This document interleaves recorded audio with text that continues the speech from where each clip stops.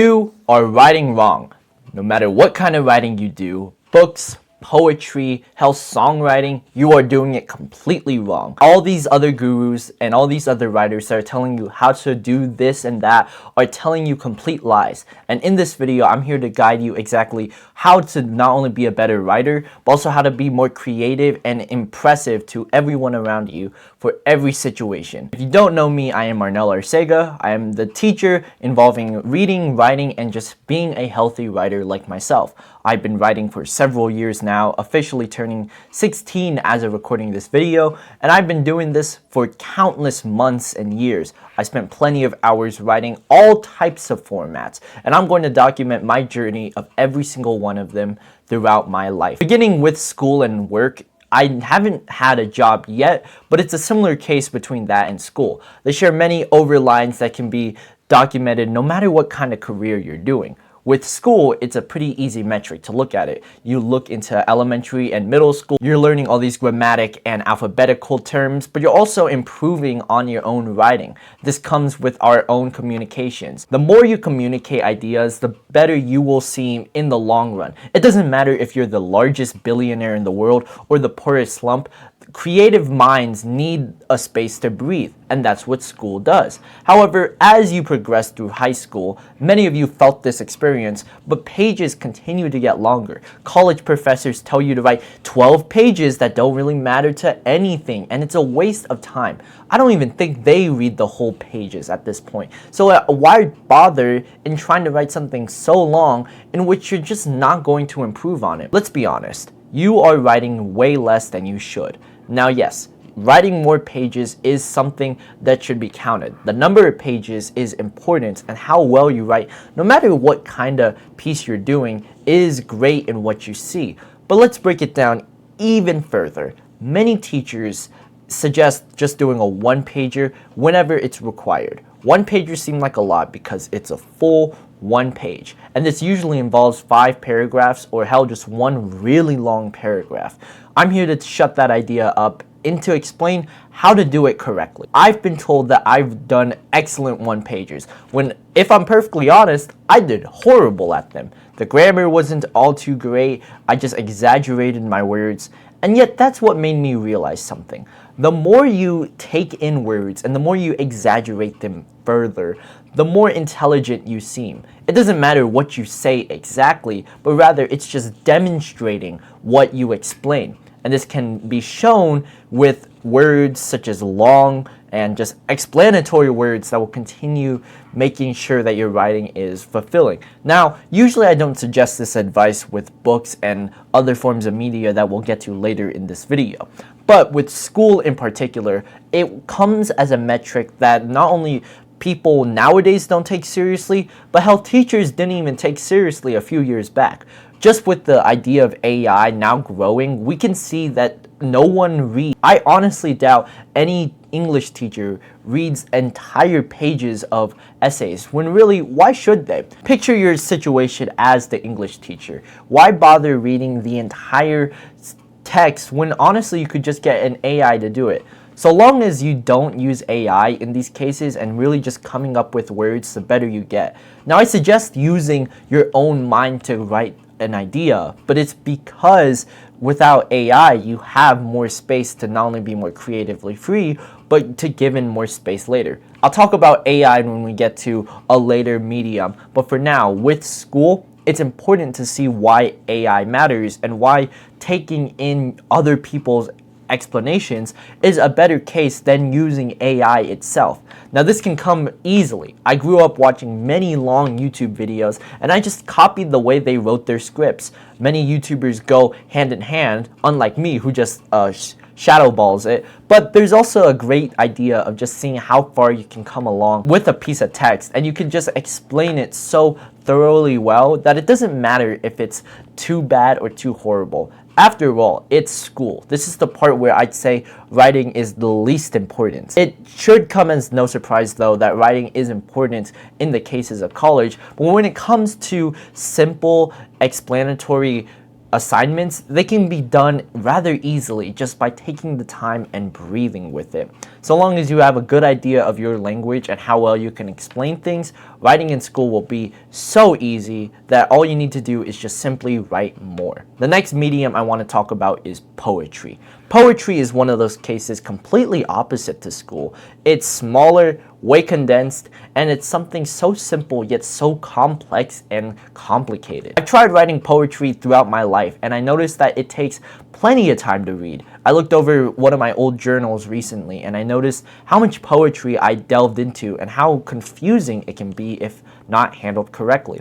Poetry is one of those cases in which the more you write, the more confusing it becomes. So less is more in this case compared to school. This is where I'd say you should take in ideas with poetry, however. With school, it's just seeing how people explain ideas, seeing how well they look into it, and just looking into the grammar and how fundamental those schematics are. But with poetry, it's taking in the simple ideas and just explaining it in a way that not only seems complex, but it's also easily seen with a clear message in mind. The easiest way I can improve my poetry is simply by reading more books. Now this seems weird. It doesn't matter what kind of book it is, but with poetry, it needs the most simple words to be explained the most thorough. Therefore, the more you expand your knowledge of English and how well it can be explained, the better your poetry will be. This can be easily done looking into specific books, mostly coming from Japan with haikus, but it's also great of looking at where books are and how much they change. Obviously, go for the more wordy books, but it doesn't matter whatever kind it is. So long as you read more books and it thoroughly fresh out your mind, the better your poetry will inevitably be. The third case of medium I want to talk about is songwriting. Songwriting is one of those writings that people don't talk about. After all you really need is like a guitar here. So once you get that guitar, all you need to do is figure out the chord progression and simply explain how well that writing is. But similar to poetry, less is more in the case that we're looking at. It depends on the genre itself. If you're doing rap and hip hop, it's obviously a lot more free verse and elongated. But with the case of writing songs, there's so much more information that comes with the breakage of songs and how little it comes with it. The more subtle you are, the better, the less is more. But in the case of songwriting, sometimes it requires a lot more. And this is where I suggest AI in many places. Songwriting comes with a similar case of poetry and with different styles, different ideas. It really depends on how creative you want to showcase it, what message you're telling, and the motivation that comes with writing as a whole. AI is a great metric of not only giving you the space to use it. Now, yes, I wouldn't suggest using full-on AI with songs. However, so long as you don't completely copy it, it's still fully original. And it's something that you can not only take in for yourself, but it's a great idea and metric to look over. You need to understand that AI is part of our world now, and to use it to its advantage is the best way to get ahead of 90% of people out there. And if you want to be a similar writer like me, this is what you need to do to not only gain ideas, but to also be influenced in the modern age so that you can be as successful like who you're looking at. Understanding how well songs are, it takes in time and effort, mainly because songwriting is the cherry on top of good music. Now this is not an idea I want to explore in a later time, but for now, songwriting is, once again, that cherry on top. It's nothing too crazy out there, but it's something that should be simple yet complex. Don't overboard it, but still keep it at an overshot length that you can not only get ahead and keep it simple, but also direct with what kind of audience you're looking at. The fourth medium I want to look into is biographies / autobiographies. Now this is the point where we start getting into these physical books. So keep in mind that everything after this point will involve tens of pages and many hours to stress over. However, if you're a similar writer like me, you will have the guaranteed motivation to do this. And I am telling you, if you get ahead in this game, you will be so successful and you'll thank me for all this writing tips that will come with it. Biographies and autobiographies are simple explanations of someone's life, whether written by that person themselves or written by someone else. No matter if you are the person writing your life story or someone else writing about your life story, it depends on how well your life story comes together. How much can you explain in your life? What experiences you have sat in with? Now, once again, this comes with all the types of writing, just good grammar, tons of wordy words, but it's also taking in just simple concepts that can be expanded upon in full ideas. We don't want something too wordy, something too pretentious for our own sake, but it should be something that is not only effective in what you're trying to tell, but demonstrating how well this person's life is. If you're the autobiographer themselves, you should really consider how far you've come in life. And this is the same case with the biographer and just seeing how well someone else's life has come along. Depending on how well you write, it doesn't have to be entirely long. Sometimes autobiographies can take up to 20 to 50 pages, which is around 10,000, 20,000 words. It doesn't matter how much the length is, but seeing this as someone else's life story, whether it's yours or literally someone else's, we need to look at it from an audience perspective and look at how well writing is to their eyes. They want to learn about this person. They need the information required to see this importance that comes with it. And using all the information you can gather about yourself or about this other person will guarantee this success in biographies and autobiographies. These aren't the most popular type of writing nowadays, but it's still valuable, and I need to thoroughly explain it here. Once you understand how well biographies and autobiographies are in an audience, to simply shape a perception of someone, similar to the Pope not too long ago, we could see something so well and fresh with these stories and how much certain people matter in the world. So go ahead, write that. But if you're doing something entirely different, something more similar to me, you don't want to write an autobiography. Instead, you want to do something much more grounded, much more simple. And this comes with the fifth medium of this video, journaling. Journaling is obviously a biased medium that I personally have, but it's one of my favorite, mainly because of how far I've come along with journaling. There's so many stories that can come with it. You could write different things involved with journals and how much they come with a certain idea. But the basis of journaling and why it works in both this field of writing but also a self-improvement space I'm largely seen in is mainly because you can have the space to just document your own life. Unlike autobiographies, journals go in a day-by-day structure that many of us use. We have goals in here, many documents of explaining how far we've come along on that day, and so on. I love journals and the importance that they can not only shape our lives for the better, but it can also give us the space and mental clarity to be more persuasive in what we say and do. I noticed that my writing didn't get good until I started journaling. And I made a video not too long ago about journaling that you can check out after this one. For now, journaling is a wonderful aspect that doesn't need to be improved all too much. It is something that is kept to you, and so long as you are satisfied with the words you are seeing and the words you hear, then take in ideas. Hell, just copy my own mannerisms that I'm explaining here. Keep it down to a story detail about your day and just keep it fresh and simple. Talk about what you're grateful for, the goals you have completed, and in particular, just be creative in the poetries and the storytelling you're trying to explain. Once again, it doesn't matter how well the journal comes out. Rather, it should be something that can be simple, but not too overly complicated. Once you are satisfied with this journal, you will see that yes, it is the most flawed piece of writing, mainly because it's stuck to a piece of book. Now, you could obviously journal on a computer or a document, but it truly depends on the person themselves. And I 100% guide you to do it on paper because I guarantee it will not only be more fulfilling, but you could see physically the progress that comes with journaling and how far you can come along. So once again, it's just a medium that not only takes in your time, but it's also appreciating that time too, to meditate on ideas and to breathe on it. Journaling is by far the most important, but these final three go hand in hand with one another. The sixth medium that comes with writing is by far the most famous one, and the one you probably know me the most for: fiction books. Fiction books are the most important piece of writing back then, and it's the most important piece of writing now.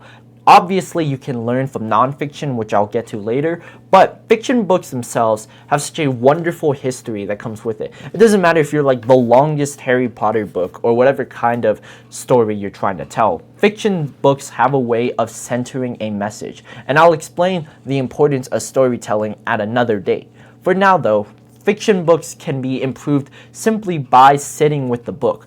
Obviously, that sounds so simple, but many writers and many creators don't do this. They don't spend time with the book. They don't see what the importance is and what you're trying to gain from this factor. What do you want to do in this space? And what in particular do you want to share to the world? That's what fictional books are about. Not about leaving out a legacy similar to something like that. Obviously, you could have something like a Stephen King or a Suzanne Collins. You can have something wonderful about those kinds of stories, but it really depends on what you're trying to share out to the world, so that not only they don't make their mistakes, but also that you can improve on other people's lives. That's what we write in the first place for, to create a legacy. But I don't think that's what fiction books should be for. It should be for just creating a story with a message that comes in mind. And once you understand how well that message is, writing the full book will be pretty easy and self-explanatory.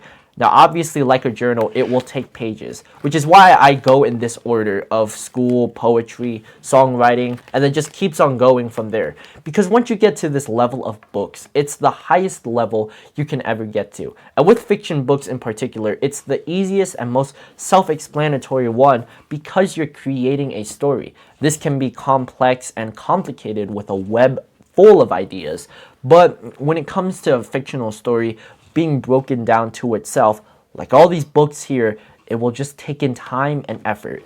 To improve this writing, it's just going back to that writing each and every day. Schedule it to 1 to 2 hours in which you just write maybe 5-10 pages at most, and that's all you have to do. The more you improve on it, the better it gets. If you are interested in fiction books completely, and check me out in the top link of the description. The 7th medium that I truly want to go over is nonfiction.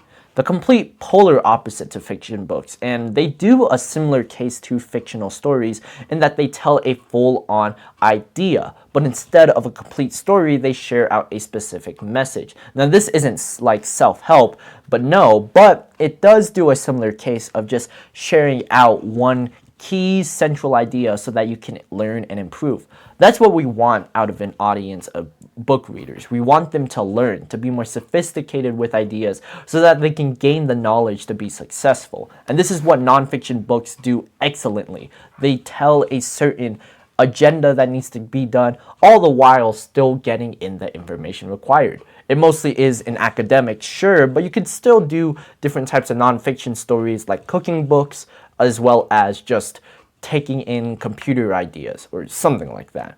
Once again, it's a simple idea of just going back to it each and every day and continue to write. It's easier in the case of the modern age now with ebooks, and I highly suggest to look into an ebook of a nonfiction book rather than an ebook of a fiction book, if you get what I'm saying. The final medium I want to gloss over with this video are self-help books. These are the ones that personally impacted my life the most. Obviously, I don't have a self-help book currently I can grab from this list here, but they do a wonderful job. Even if this is like a poetry book, they do a wonderful job of re-looking at someone's life and reflecting on how well it is. Once again, it's similar to nonfiction books in which it's obviously not fictional, but you can take in ideas of your own personal stories, similar in the biographies, autobiographies section of this video, to look into an idea fully and explain it in a way that not only resonates with your audience, but sort of keeps them in line, like a self-help video. And what I'm doing here is to simply explain that you just have to just tell your own story. It's something that I personally can't help with, but once again, once you get the grammar, motivation, and just the consistency to write, your writing will infinitely improve. Now, obviously, this will take time effort, and patience. But you chose to be a writer. If you clicked on this video, you know exactly why you want to be a writer in the first place. And these 8 mediums are by far the most important that I personally see in my life. So really, depending on what you want to do, go for any piece of writing. Poetry, songwriting, books, self-help books, it doesn't matter what kind you're doing. So long as you get the work done, it will be the easiest and safest way to not only get ahead of the crowd, but to stand out along with this piece of writing. And if you need my personal help, I have my own videos and courses down below. If you want to check me out on Instagram so I can personally help you with your writing, you can. After this video, make sure to not only keep on writing, but to be consistent and disciplined with everything you do. Until next time, keep on writing and take care.